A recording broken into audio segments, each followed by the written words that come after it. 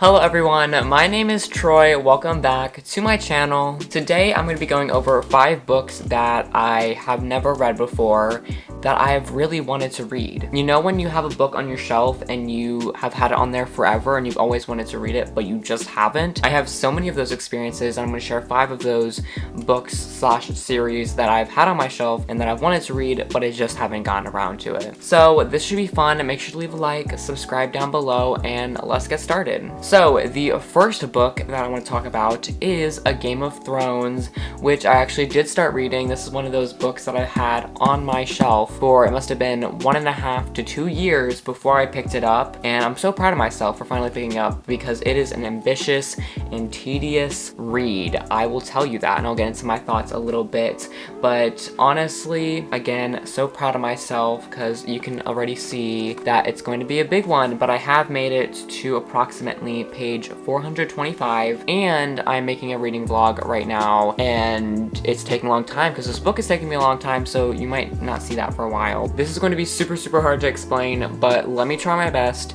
This whole series centers around this struggle and battle for power and a lot of murdering, killing, and action to be and have that power. In the prologue, we're set with this member of the Night Watch named Will, and through Will and his companions all being killed in this prologue, we get a sense that there are some mysterious creatures up in the north of the wall that separates the other kingdoms down below the wall. And we're set with 3 kind of main families, if you will. We have the Starks, which are the royalty of Winterfell, this kind of castle, in the northern area of the kingdom. Also have the Lannisters, who married into royalty because of King Baratheon, King Robert Baratheon. He killed the previous king, and we're also set with that previous king's 2 childs. Does that make sense? So basically there was a king and he had 2 children named Dany and Viserys, and then another guy named Robert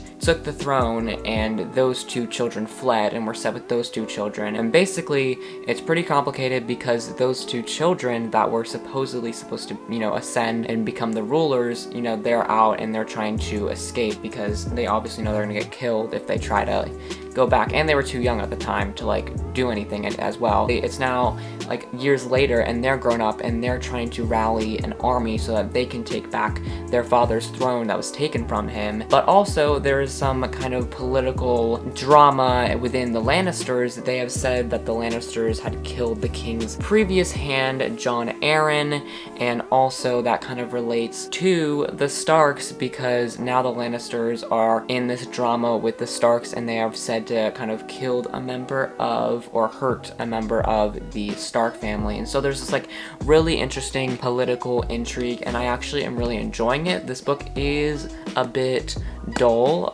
but honestly I'll say that it's kind of worth it because the story is such a good idea and I love how this battle for power is playing out. I'll let you know how it ends in my reading vlog, but I'm only 400 pages in and I'm just gonna say it's interesting. It could be condensed into a 600-page book and that would be so much easier for everyone, but these old authors like being descriptive. Another book that has been on my shelf forever and I have not read is The Rune of Kings by Jen Lyons, and I know this is a popular series. I even saw it in the library one time when I went, and I don't know, for some reason it's just been stuck on the bottom of my shelf. Maybe that's why I haven't read it, because it's so low. I tend to look at the higher shelves first. This is literally the bottom shelf and it's always covered by my chair. But anyways, this book is supposedly about this boy named, Kieran, and he has always grown up in the slums. He is not anything of royalty. He's on the very low end of the social hierarchy, but one day he's captured and he's forced to be this long lost prince, if that makes sense.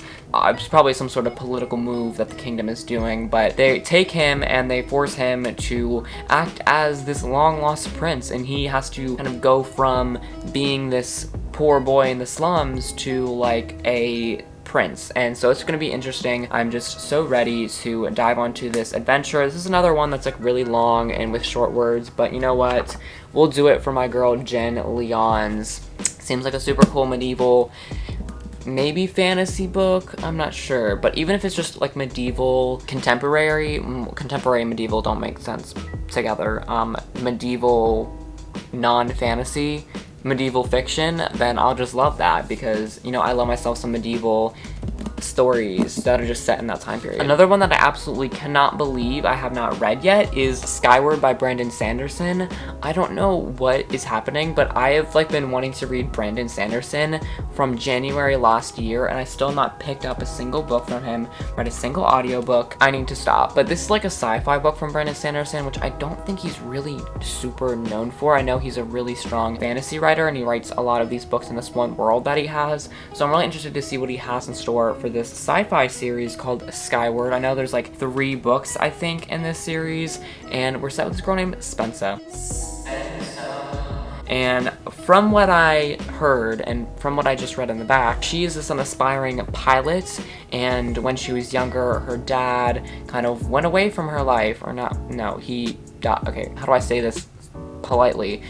Her dad was not there for her because on one of his missions, he was a pilot, he suddenly deserted, and that gives me a cue that there must have been something more to this immediate desertion that killed him. But Spencer also wants to become a pilot, and because of the actions of her father, her chances of getting into flight school are low, but all of a sudden something is stirring. An accidental discovery in a long forgotten cavern might just provide her with a way to claim the stars. So it sounds really interesting. It sounds like a mystery because obviously I think that her dad, a trained professional, will not just desert, because it says a pilot himself who was killed years ago when he abruptly deserted his team. You know, that makes me think a little bit. Okay, so I think fourth, if I'm right, we have got The Last Magician by Lisa Maxwell. This surprised me because I literally have 2 books on my bookshelf because I accidentally bought 2 books. It was online. Don't mess with me. I was gonna do a giveaway, but then I never read it. So I think when I do read this book, I will give away one, because why the hell would I need 2 of these books? Especially because I don't think this is gonna be one of my favorites. If it is one of my favorites, maybe I'll keep it. But let me just read the back to you because I have literally been having to create all these like summaries in my mind this whole video, and I just want to read it. So, in modern day New York, magic is all but extinct. The remaining few who have an affinity for magic, the Magius, live in the shadows, hiding who they are. Any Magius who enters Manhattan becomes trapped by the brink, a dark energy barrier that confines them to the island. Crossing it means losing their power and often their lives. Hetza is a talented thief, and she's been raised to steal magic artifacts from the sinister order that created the brink. With her innate ability to with her innate ability to manipulate time, Esta can pilfer from the past, collecting these artifacts before the Order even realizes she's there, and all of Etsa's training has been for one final job, traveling back to 1902 to steal an ancient book containing the secrets of the Order and the Brink before the magician can destroy and doom the Magius to a hopeless future. Okay, that was a really tongue twister, but you know what? I've never read the back of this book or the synopsis. I purely went off the cover when buying this, and I think that this made me even more excited to read it. So hopefully this video kind of gives some manifestations to start reading books that I have never read, because I have been doing too much rereading recently. Too much.